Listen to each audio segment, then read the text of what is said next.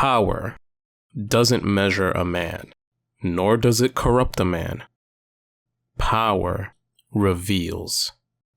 When someone achieves the power that they've always wanted, their true intentions are always revealed. The Devil Hunter, Nero.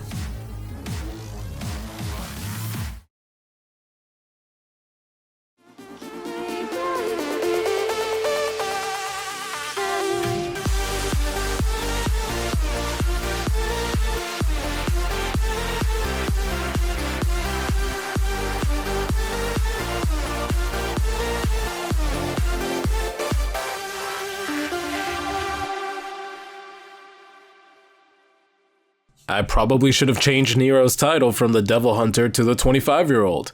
You know, the thing all of y'all continue to remind me of in the comments section of my first Devil May Cry video to this day. Nah, but you guys corrected me in a very polite and respectful manner, so I can't really be mad. Just wanted to point it out. Anyways, if you have not done so already, I suggest watching my analysis on Vergil before watching this video. Almost everything we covered with Vergil can be applied to Nero as well. So I don't want to waste time repeating the same stuff. Don't play yourself, go watch it. It's a good video. Ironically enough, Nero is incredibly similar to his father without ever even meeting him while growing up. Nero and Vergil both have an immense desire for power, and just like Vergil, Nero's drive to become powerful is also rooted in feelings of inferiority. It's kinda crazy how that happens, huh? Vergil had way more of an influence over his child than expected without ever being present. Despite the similarities, however, there is still something that separates Nero from Vergil. Something that makes Nero's desire for power much more subtle than his father's. After all, he's not going around tearing the limbs off of family members or setting loose ancient demonic trees. So what is it that separates Nero's character from that of his father's? Before we answer that, let's review Nero's desire for power, because I believe it is necessary to distinguish how that desire manifests. Like I said earlier, Nero and Vergil both have a desire for power, and it's made evident throughout the series. The most significant example being when Nero first awakened to his discount devil trigger. During this moment, he accepted the call to his demonic side, and all of the power it granted him, regardless of the exile it could bring.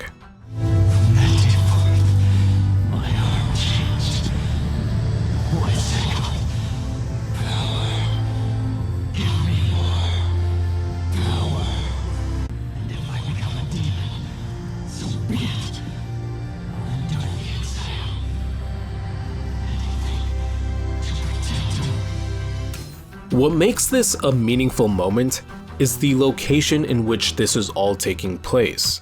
Fortuna, an isolated island with a city that is governed by a militant religion who preached the eradication of demons. Although the true purpose of the religious order turned out to be more insidious than what they let on, its message of demons being an evil that needs to be eradicated resonated with the citizens. So much so that 99% of the population are devoted to this religion. Nero is probably legitimately the 1% who isn't devoted. I think having its leaders almost kill you on several occasions is reason enough to question the faith.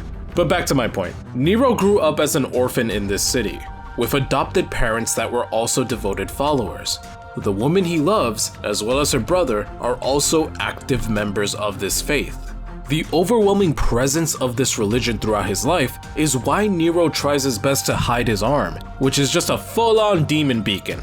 He even tries to hide it from Nico when they first met. The best Devil May Cry waifu, all of y'all voted wrong.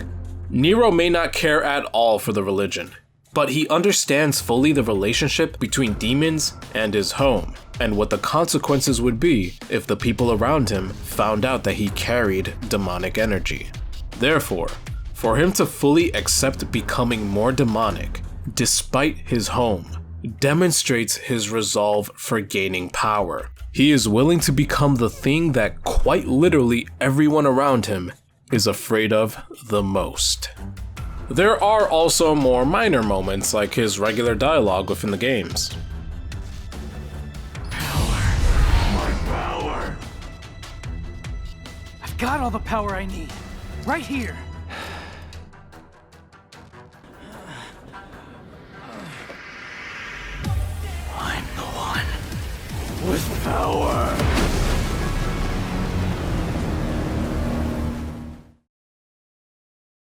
You okay there, Brushki?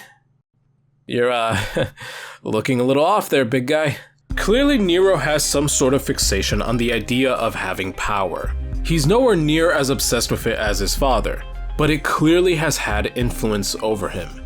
This comes from his own legitimate feelings of inferiority.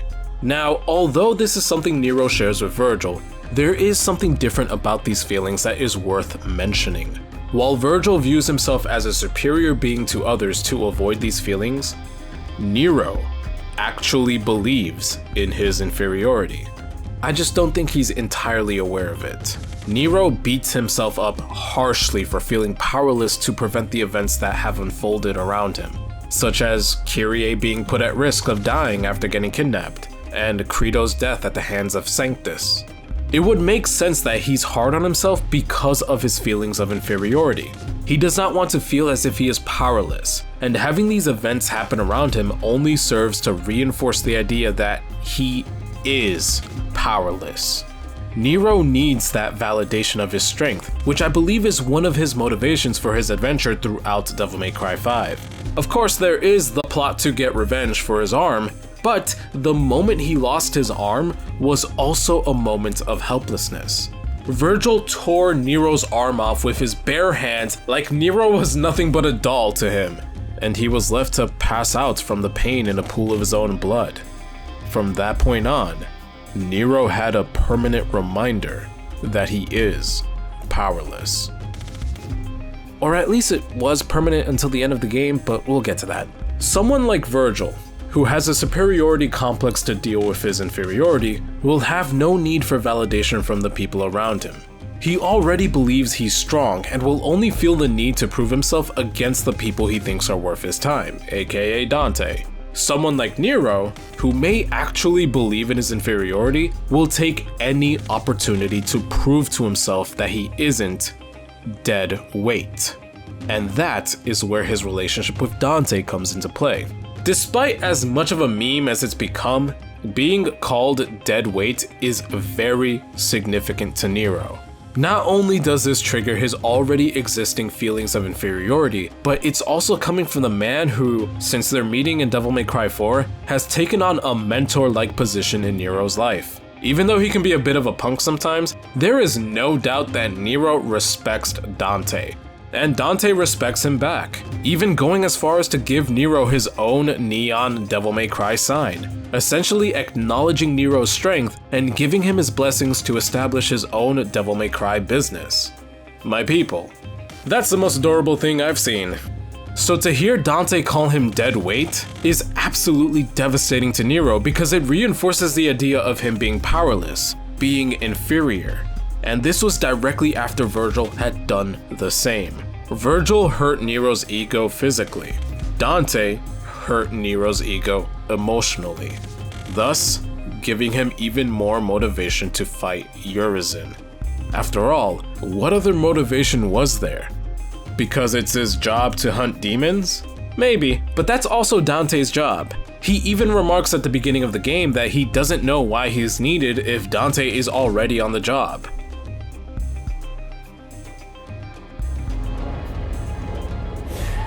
What am I doing wasting my time here? He's got this.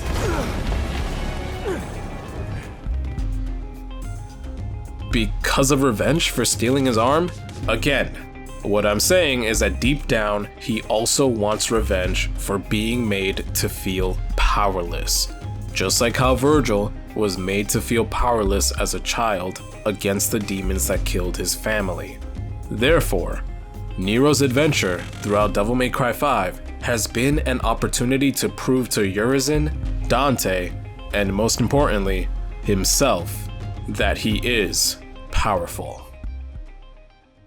Now, I've been talking a lot about these feelings of inferiority that Nero has, but I've yet to discuss how they were developed. These feelings are pretty much the main motivation behind his actions, but why are they present to begin with? Well, Nero has a ripe setup for developing inferiority just like his daddy.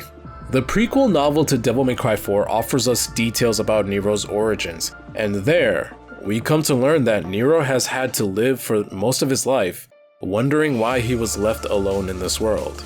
No father in his life. After all, Vergil just knocked the girl up and dipped. No mother in his life. Whoever this lady was just left him at the doorstep of the orphanage in Fortuna. Understanding that your parents chose to abandon you is definitely going to cause you to question your own worth, to make you question what was so inherently wrong with you that your own parents decided to leave you behind. On top of this, Nero was also bullied by the neighborhood kids for it, claiming that Nero must have been the child of a prostitute for him to have been left behind. This is Nero's trauma. It's not an intense, isolated incident from his childhood like Vergil, but rather the condition of his existence that he was born into. Regardless, it's still significant and more than enough for Nero to develop a deep-rooted sense of inferiority because of it. The circumstances of their childhood have led both Nero and Vergil to their desire for power. Both were left in conditions that made them question their own worth as people. They were left to feel as if they were inferior, and now continue to chase power as a result of it, in order to not feel vulnerable or powerless.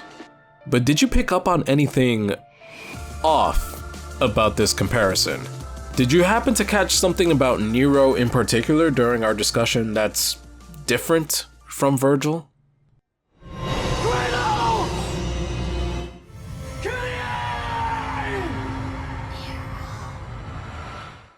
Yes, my people, what separates Nero and Vergil is the strongest force in the world. Love. Wait, now hold on, don't groan at me just yet, hear me out. This is pretty significant.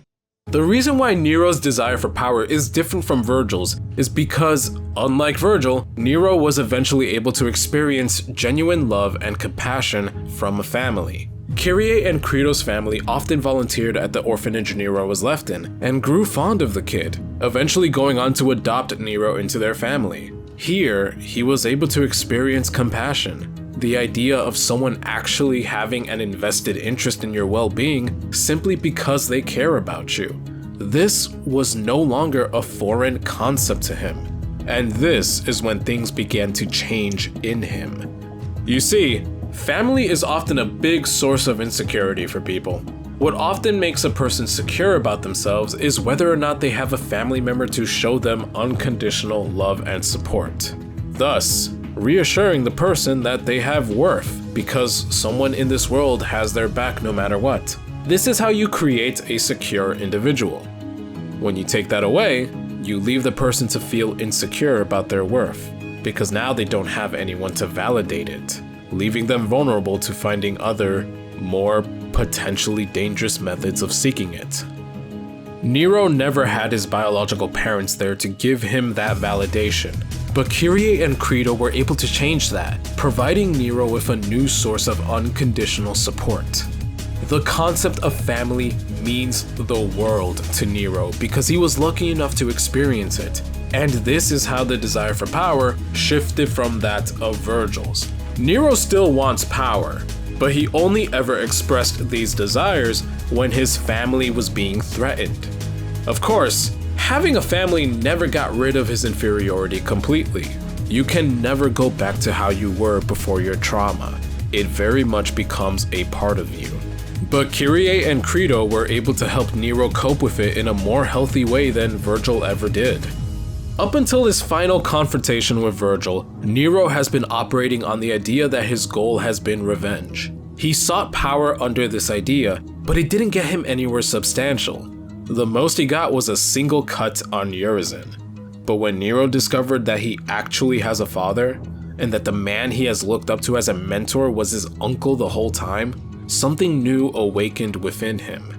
He was literally on the verge of losing his newly discovered family, and suddenly, the memory of losing Crito put everything into perspective for him. Vergil is still the man who tore Nero's arm off, leaving him weakened and helpless. But that no longer mattered, because at this point Nero came to terms with what his true motivation for power is: protecting his family, setting aside his own personal vendetta to fight for the one thing he truly cares about: Only then was he able to realize his true potential. I'm not letting you die!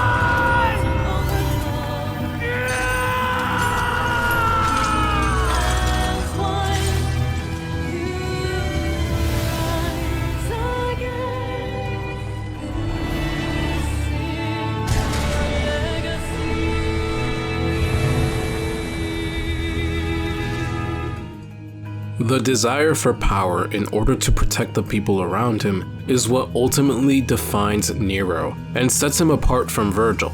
YouTuber Cvit explained it very well. Nero's motivation for gaining power kept evolving as time went on, unlike Vergil, who remained static.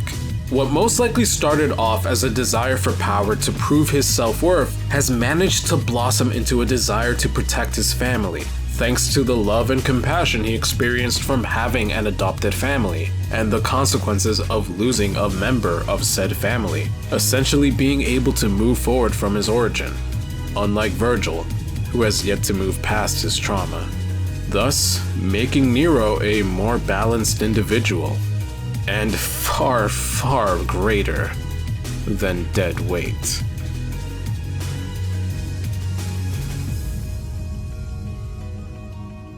And with that, we've officially covered Sparta's legacy. I honestly can't begin to describe how impactful this Devil May Cry miniseries has been for my channel. It's funny, because I thought my first Devil May Cry video would actually be my least viewed out of the 3 I uploaded that month. Y'all clearly proved me wrong though, and thank you for doing so. I know a lot of you have been requesting other characters from Devil May Cry, but I do want to at the very least give other games a shot for future videos. So I'm going to be using the community polls to narrow down my ideas for the upcoming videos. I am excited to see where we go from here, my people. And don't worry, surely enough, we will return to this series with the huge list of suggested characters y'all left me in the comments section. So as always, my people, thank you for watching.